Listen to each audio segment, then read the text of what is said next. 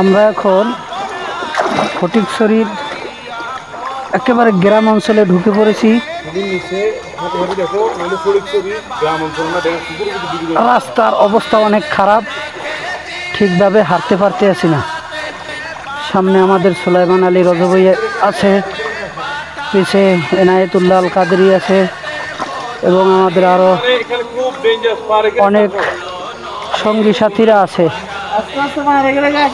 হ্যাঁ, আস্তে আস্তে পা দিচ্ছি, কিন্তু পা মাটিতে বাঁচতেছে না। যাক, আলহামদুলিল্লাহ হাঁটতে হাঁটতে কতগুলো ইট পেয়ে গেলাম। এখন প্রায় রাত্র 11টা না, আসতেছি। গর্ত আছে না?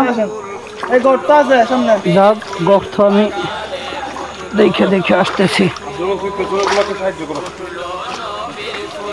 আসেন ভাইয়া, সামনে একটা গর্ত আছে, দেখেন। হ্যাঁ, ইনশাআল্লাহ। হ্যাঁ, আস্তে আস্তে আসেন। আমরা এমনই একটি গ্রামের মধ্যে আছি।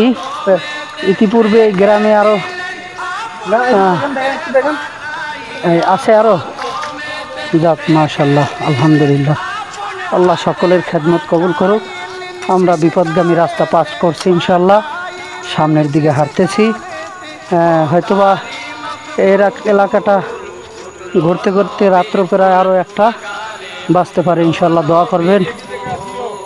আমাদের ছাত্র সেনার ভাইরা, সুন্নি ভাইরা আমাদের সাথেই আছে, ইনশাআল্লাহ।